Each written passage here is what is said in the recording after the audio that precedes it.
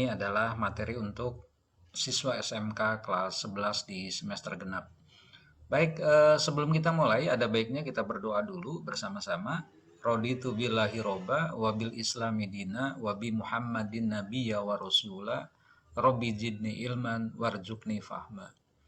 Mudah-mudahan dengan doa tersebut, ilmu ataupun apa yang kita pelajari pada hari ini bermanfaat.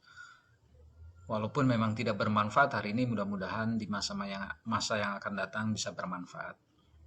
Baik, selanjutnya adalah sebelum kita bisa membuat desain atau contoh untuk kemasan produk dan barang atau jasa, karena produk itu bukan hanya barang ya, tapi juga berupa jasa, walaupun memang bentuk fisiknya tidak ada, tapi itu juga masuk kepada produk ya.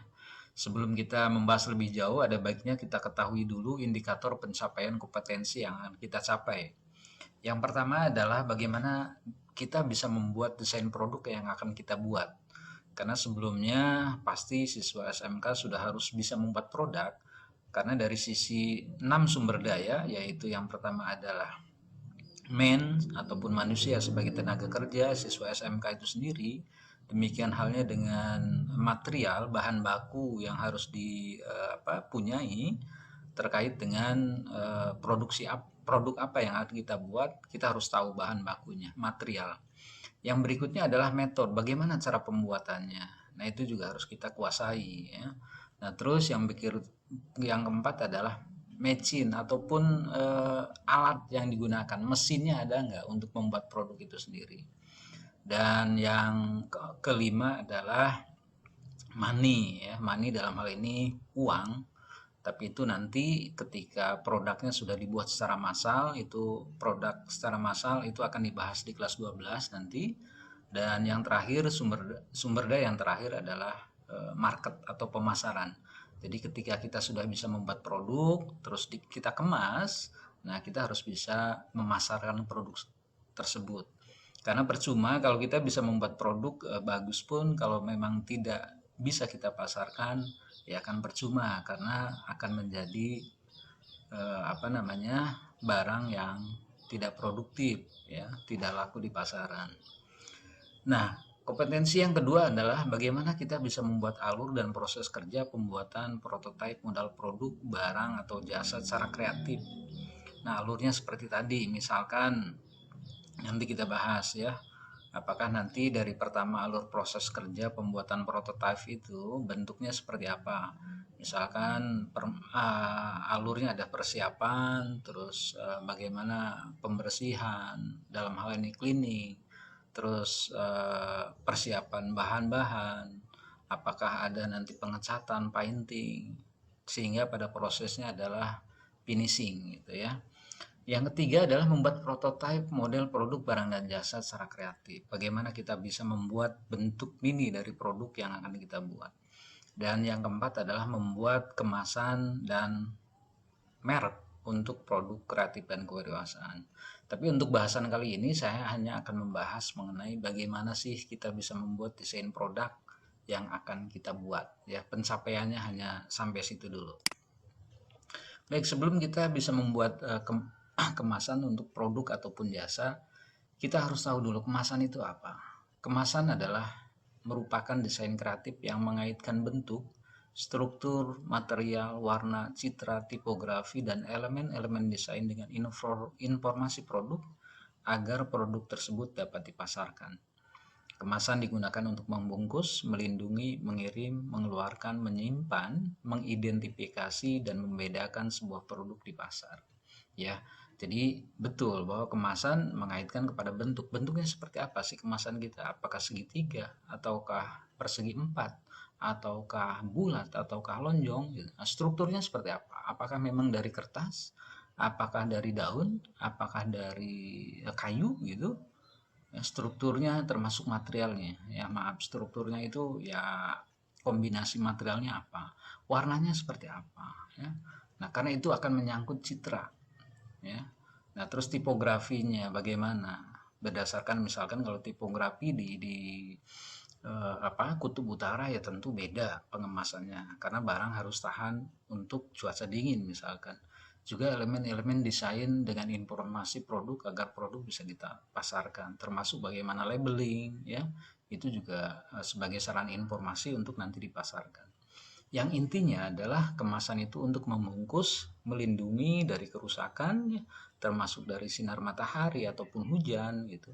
Mengirim untuk distribusi, termasuk mengeluarkan, disimpan, mengidentifikasi bagaimana ketika ada di gudang kita identifikasi bahwa barang tersebut adalah barang A atau B gitu, dan bisa membedakan sebuah produk di pasar. Jelas bahwa ketika kemasan kita, produk kita berbeda dengan produk kompetitor, nah ini akan membedakan dan memberi citra tersendiri kepada produk kita. Itu menurut Klimczak dan Krasovek di 2006. Itu mengenai kemasan. Yang berikutnya adalah bagaimana cara kita merancang kemasan produk ya. Merancang atau mendesain sebuah kemasan produk tergantung pada tingkat kreativitas dari desainernya. Beberapa hal tersebut antara lain ya, ada dua. Yang pertama adalah label harus mudah dimengerti. Label ini salah satu bagian dari kemasan ya. Atribut dari kemasan label itu ya. Nah, ini tentu harus mudah dimengerti oleh pelanggan atau konsumen ya. Karena bagaimanapun mereka memerlukan itu dengan kata-kata atau kalimat, nama ataupun logo dan gambar yang mudah dimengerti oleh mereka. Jangan sampai nanti konsumen atau pelanggan tidak mengerti informasi apa yang disampaikan dalam label itu. Gitu ya. Itu yang pertama. Terus yang kedua adalah terdapat informasi yang relevan ya, yang terkait ataupun yang terhubung dengan produk itu. Jangan sampai di label itu tidak ada informasi yang relevan. Kalau misalkan ada produk, misalkan produk makanan gitu ya. Nah, tiba-tiba di sana tidak ada informasi mengenai bahan bakunya gitu. Gitu ya. Itu kan tidak relevan. Kalau produk makanan tentu harus ada misalkan komposisi pembuatan bahan makanan itu apa saja, itu harus dicantumkan, aman nggak gitu ya. Terus ada sertifikat MUI nggak, halal nggak, itu khususnya untuk pemeluk agama Islam misalkan ya. Jadi label itu yang pertama harus mudah dimengerti, dan yang kedua adalah terdapat informasi yang relevan gitu ya. Baik, yang berikutnya adalah ini ada beberapa hal yang tercantum dalam sebuah label produk ya. Ada 10 semuanya, di slide ini hanya bisa menampilkan 5 saja. Yang pertama adalah nama produk ya. Nama produknya apa yang mau kita buat ya. Kalau bisa saya sarankan nama produk itu yang mudah diingat ya. Jadi nanti pelanggan ataupun konsumen itu akan mudah mengingat produk kita ya. Nama produk adalah nama dari produk kreatif yang akan dikemas atau dipasarkan ya. Itu nama produk ya. Nah, terus yang kedua adalah neto atau volume bersih ya.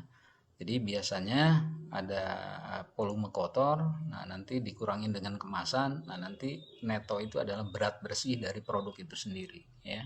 Dikurangi dengan kemasan yang ada, itu namanya neto ya.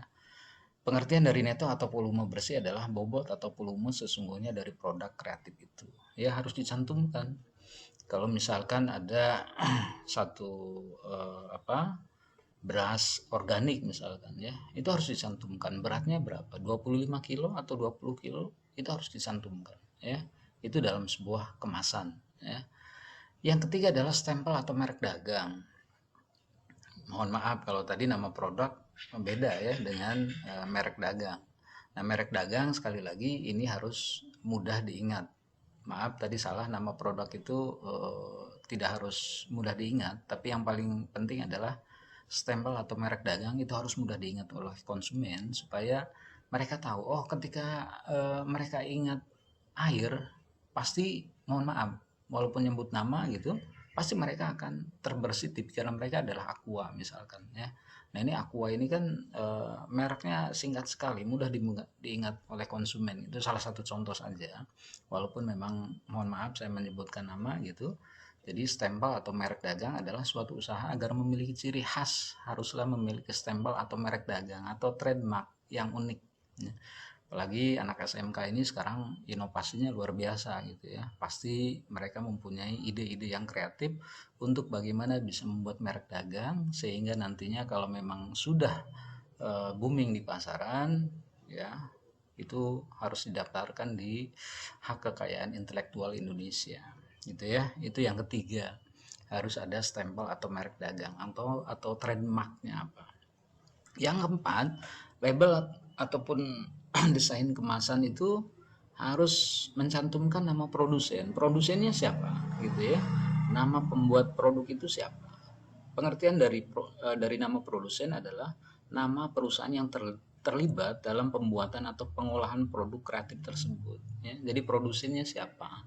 Itu harus dicantumkan juga supaya nanti konsumen juga bisa tahu ya produknya itu dibuat di mana, perusahaannya bonafit apa enggak gitu, itu bisa dibuat di sana ya.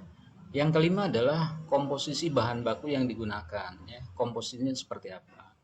Nah ini apalagi khususnya untuk apa, produk makanan.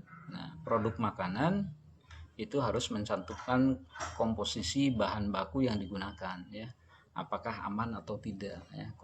Komposisi dari bahan-bahan baku yang digunakan amat penting dijelaskan dalam label produk tersebut ya. Jadi yang kelima adalah komposisi bahan baku yang digunakan ya. Walaupun misalkan bukan modal produk makanan gitu, misalkan kerajinan, bahan-bahannya aman nggak? Jangan sampai ketika ada produk sebuah mainan gitu, produknya tidak aman untuk anak-anak ketika digunakan mainan itu oleh anak-anak gitu ya. Jadi sekali lagi komposisi bahan baku yang digunakan itu juga harus jelas ya. Itu beberapa hal yang harus tercantum dalam label produk ya. Semuanya ada 10, baru 5. Slide berikutnya kita lihat. Yang keenam adalah nama distributor ya. Pengertian distributor adalah nama pihak-pihak tertentu yang terlibat dalam proses distribusi suatu produk kreatif ya. Jadi distributor itu biasanya salah satu jaringan jaringan pemasaran dari sebuah produsen gitu. Biasanya ada pedagang besar ataupun grosir. Nah, ini mereka ini disebutnya distributor. Ataupun memang produk itu khusus untuk walaupun pembuatnya atau produksinya beda misalkan. Nah, distributornya khusus misalkan untuk CVA gitu. Boleh saja dicantumkan bahwa produk itu memang walaupun dibuatnya di PTA tapi distributornya adalah PTB gitu. Itu harus dicantumkan. Yang ketujuh adalah nomor registrasi atau izin dari Dinas Kesehatan ya. Ini penting apalagi khusus untuk produk makanan terkait dengan keselamatan si pengguna dari barang tersebut ya. Apalagi makanan ini penting untuk bagaimana misalkan mencantumkan PIRT dari Dinas Kesehatan bahwa sebuah nomor yang merupakan bukti otentik bahwa produk kreatif tersebut telah melalui proses pengujian dan dinyatakan aman untuk dikonsumsi atau digunakan.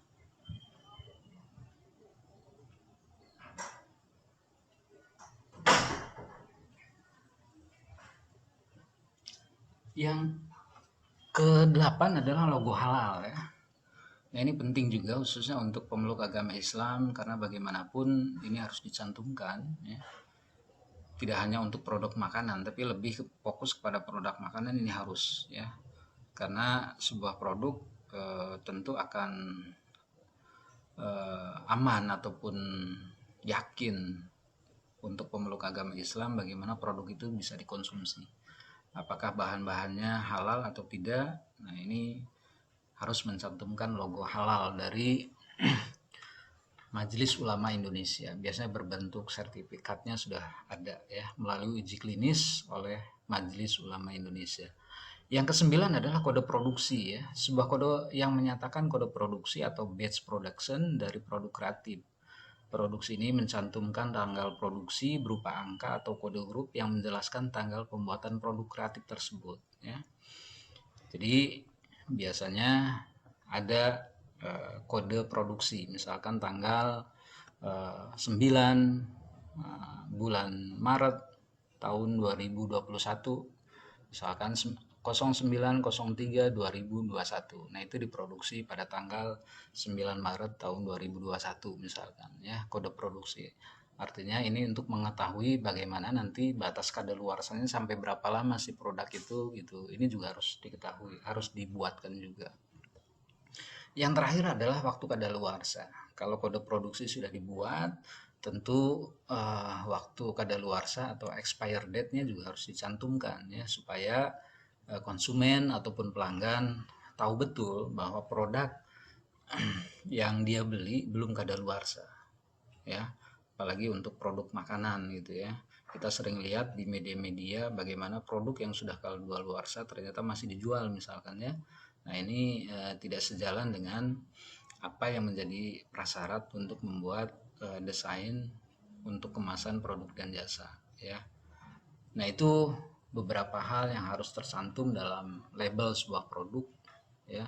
Karena ini terkait dengan kemasan, label juga termasuk ke dalam kemasan juga. Jadi ada 10 yang harus dicantumkan dalam label produk. Baik, menurut Julianti dan Nurminah tahun 2006, keterangan kadaluarsa dapat ditulis dengan mencantumkan tulisan sebagai berikut ya. Yang pertama adalah best before date ya. Jadi artinya adalah produk masih dalam kondisi baik dan masih dapat dikonsumsi beberapa saat setelah melewati tanggal yang dicantumkan ya. Jadi sekali lagi ini hubungannya dengan expire date atau tanggal kadaluarsa. Ada pencantuman baik digunakan sebelum tanggal kadaluarsa, biasanya begitu ya. Best before itu definisinya seperti itu ya. Yang kedua adalah use by date, artinya adalah produk tidak dapat dikonsumsi jika melewati tanggal yang dicantumkan ya. Jadi sudah kadaluarsanya sudah memenuhi syarat, jadi memang produk ini tidak dapat dikonsumsi jika digunakan melewati tanggal yang dicantumkan ataupun di tanggal kadaluarsanya ya. Itu menurut Julianti dan Nurminah tahun 2006. Baik, standarnya sebetulnya bagaimana sih? Karena kita juga harus punya standar atau punya acuan ketika kita ingin membuat kemasan untuk produk kita, baik untuk barang dan jasa. Ini tentu harus punya standarnya ya. Menurut Wikipedia, SNI atau Standar Nasional Indonesia adalah satu-satunya standar yang berlaku secara nasional. Makanya setiap produk yang dibuat di Indonesia, kalau memang dia sudah memenuhi standarisasi dari Badan Standarisasi Nasional, itu harus mencantumkan SNI di produknya. Itu artinya produk tersebut sudah melalui uji yang menjadi standar dari produk nasional Indonesia. Dalam hal ini dikeluarkan sertifikatnya oleh Badan Standarisasi Nasional atau BSN ya. Nah, apa sih sebenarnya BSN itu? BSN adalah sebuah badan yang membantu Presiden dalam menyelenggarakan pengembangan dan pembinaan di bidang standarisasi sesuai peraturan perundang-undangan yang berlaku. Ya, jadi BSN membantu Presiden dalam hal pengembangan dan pembinaan di bidang standarisasi. Jadi fungsinya BSN ini adalah ataupun SNI adalah selain melindungi produsen sendiri ya supaya bisa bersaing produknya, tapi juga melindungi konsumen bahwa nanti barang yang konsumen beli itu memang ada standarnya. Jadi mereka tidak merasa kecewa dengan apa yang sudah dia beli karena tidak sesuai dengan nilai yang dia